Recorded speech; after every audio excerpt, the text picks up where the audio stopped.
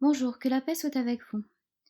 On m'a demandé mon opinion dans les commentaires sur la reconversion de l'église Sainte-Sophie en mosquée. Alors évidemment, cela s'inscrit dans un contexte géopolitique très particulier et il doit y avoir plusieurs niveaux de lecture, bien évidemment. Il faut d'abord cerner ce qu'est l'église Sainte-Sophie. C'était une basilique, c'est-à-dire qu'elle avait une distinction particulière. Alors sur le site de Sainte-Sophie a d'abord été construite une église en 325 par Constantin. Bon, entre-temps, elle a été détruite, reconstruite et détruite. En 532, l'empereur Justinien prend la décision de la reconstruire, mais cette fois-ci plus grande et majestueuse que les deux précédentes. Donc là, je lis en fait les pages de Wikipédia. Les architectes se sont inspirés du Panthéon de Rome et de l'art chrétien primitif. Il s'agit de l'architecture byzantine. Bon, ensuite, il s'est passé beaucoup d'événements. Ce qui est important à noter, c'est évidemment l'épisode où, en 1453, immédiatement après la prise de Constantinople, la basilique, par les Ottomans, a été convertie en mosquée, mais a conservé le même nom, Hagia Sophia, comme symbole de la conquête. Voilà, elle a été préservée. Alors donc, cette église était une église romaine, catholique à l'origine, catholique signifiant universel. Il faut savoir que le schisme a eu lieu en 1054. En fait, l'église catholique romaine a été très affaiblie au cours de l'histoire et ce schisme a été un très très grand affaiblissement du pouvoir du pape, qui est le légataire donc de la charge qui a été donnée à Saint Pierre. Alors quelle est cette charge? C'est la charge de l'Église dont la tête est le Christ. Et pour le comprendre, je vais lire le passage de l'Évangile selon saint Matthieu au chapitre 16 du verset 13 au verset 19. Arrivé dans la région de Césarée de Philippe, Jésus posa à ses disciples cette question.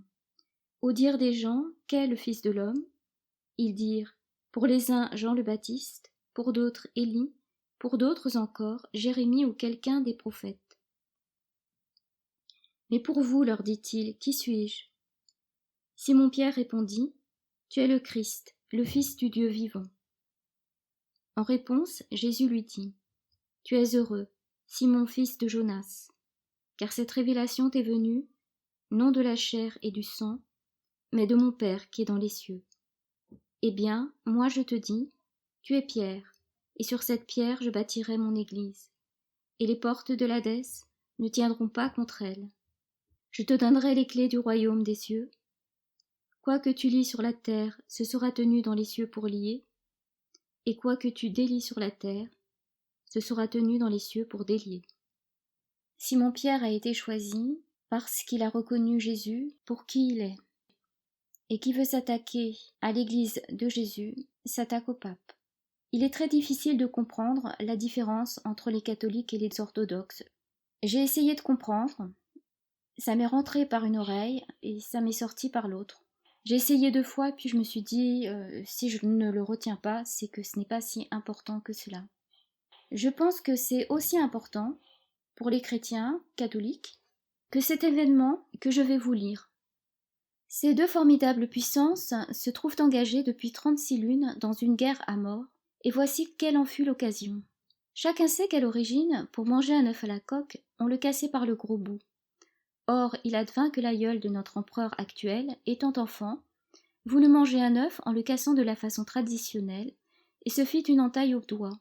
Sur quoi l'empereur son père publia un édit ordonnant à tous ses sujets, sous peine des sanctions les plus graves, de casser leurs œufs par le petit bout. Cette loi fut si impopulaire, disent nos historiens, qu'elle provoqua 6 révoltes, dans lesquelles un de nos empereurs perdit la vie, un autre sa couronne. Ces soulèvements avaient chaque fois l'appui des souverains de Blefuscu, et, lorsqu'ils étaient écrasés, les exilés trouvaient toujours un refuge dans ce royaume. On estime à 11 000 au total le nombre de ceux qui ont préféré mourir plutôt que de céder et de casser leurs œufs par le petit bout. On a publié sur cette question controversée plusieurs centaines de gros volumes, mais les livres des gros boussiens sont depuis longtemps interdits et les membres de la secte écartés par une loi de tous les emplois publics, etc. C'est un extrait des Voyages de Gulliver de Jonathan Swift. Voilà, pour dire que on ne sait même plus pourquoi il y a eu schisme. Pour vous dire que ça ne touche pas les croyants. On sait qu'il y a eu schisme, mais qu'en fait les différences sont minimes. En revanche, il y a une question de pouvoir qui est en jeu et qui peut être donc un élément dans les jeux de pouvoir qui animent ce monde. L'enjeu de nos jours est de piétiner totalement la foi catholique car c'est un rempart certain contre Satan. En particulier grâce aux armes spirituelles dont les catholiques disposent, en l'occurrence les saints sacrements. Alors pour en revenir à la basilique Sainte-Sophie, bon évidemment ça me fait de la peine. Heureusement, puisqu'auparavant elle a été transformée en musée, je suppose que les mosaïques et autres œuvres d'art ne vont pas être détruites. Je pense en particulier à la Vierge Marie qui tient son enfant Jésus.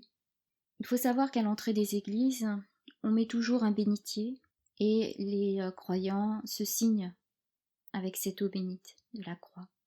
La croix est présente partout, spirituellement. Toute église est chargée d'histoire pour cela. D'autre part, il y a les célébrations, dont la plus importante, celle de l'Eucharistie, où l'Esprit Saint descend. Donc les églises ne sont pas que des pierres, ce sont des pierres consacrées. Les églises ont été construites par les croyants avec leur cœur, car les croyants n'étaient pas rémunérés. C'est un bien qui ne peut pas être acheté ni vendu, il faut le savoir, puisque ces églises appartiennent au Christ. Alors dans l'histoire moderne, étant donné la proximité des orthodoxes avec la Turquie, on peut penser que les orthodoxes ont été plus la cible que les catholiques. Mais en fait, si on regarde l'histoire, on voit que cette différence s'explique par les circonstances de proximité immédiate. Il est à noter le siège de Vienne en 1529, donc qui est l'un des épisodes les plus marquants des guerres entre l'Empire ottoman et le Saint-Empire romain germanique. Soliman Ier mobilisa une armée d'au moins 100 000 hommes et 500 pièces d'artillerie. Il y avait au moins 20 000 janissaires, mais aussi des chevaliers hongrois se battant pour leur nouveau maître. Donc cet exemple vous montre bien que l'église romaine était également attaquée. Si on remonte le temps, nous voyons bien que cela ne regarde pas seulement les Turcs. Par exemple, à la célèbre bataille de Poitiers en 732, c'est-à-dire bien avant le schisme, et qui est appelée dans les sources arabes bataille du pavé des martyrs, où les Francs donc sont sortis victorieux et qui témoigne bien donc de l'avancée de l'armée omeyyade menée par Abd al-Rahman, donc jusqu'au nord de l'Aquitaine de l'époque. Voilà, cela pour réagir par rapport à la vidéo dont je mets le lien dans la description. La religion catholique est très attaquée, donc on sait qu'il y a des martyrs dans le monde. En France, on voit bien que les églises sont saccagées et incendiées. Un autre point à évoquer, c'est l'amalgame entre le terme occidental et l'église de Rome. Car l'église de Rome, ce doit être une, sainte, catholique et apostolique, c'est-à-dire universelle et missionnaire. Donc l'église orthodoxe est une anomalie en soi. L'église romaine est autant occidentale qu'orientale, puisque universelle. Malheureusement, on assimile le Vatican au monde occidental, ce qui est une erreur. Donc, ce qui brouille encore plus les cartes, c'est la présence des évangéliques américains dans la politique américaine. Je ne les connais pas trop parce que je ne m'y suis pas penchée, ça ne m'intéresse pas. Tout ce que je sais, c'est que les évangéliques américains n'ont rien à voir avec les évangéliques en France. À cela s'ajoute l'église anglicane, donc de la couronne d'Angleterre, qui est encore une autre anomalie, Il y a aussi les protestants qui se réclament directement de Luther. Voilà, tout cela pour dire que la reconversion de l'église Sainte-Sophie touche autant les orthodoxes que les catholiques. Alors évidemment, en tant qu'être humain, alors peut-être que certaines personnes pourraient ressentir de la haine ou de la rancune, car cela les touche peut-être de près, au travers surtout de leur vécu, de la mémoire de certains événements peut-être. Donc ce qui est une réaction totalement humaine et compréhensible. Mais les chrétiens, après coup, doivent se rappeler que justement le jeu de Satan est de faire en sorte que nous entrions dans son jeu et donc de nous manipuler par les sentiments justement, par des réactions trop vives. Et c'est pour ça qu'il faut, dans un premier temps, toujours fuir et prier pour savoir comment réagir. Alors déjà, essayer d'analyser la situation, c'est ce qui pourrait faire avancer les choses, afin justement de ne pas tomber dans le piège et de trouver la parade, dévoiler au grand jour les mécanismes de leur système afin de stopper l'avancée de plans diaboliques et surtout afin de ne pas emprunter la mauvaise pente. Et je vais essayer d'y revenir dans le prochain audio. Que la paix soit avec vous.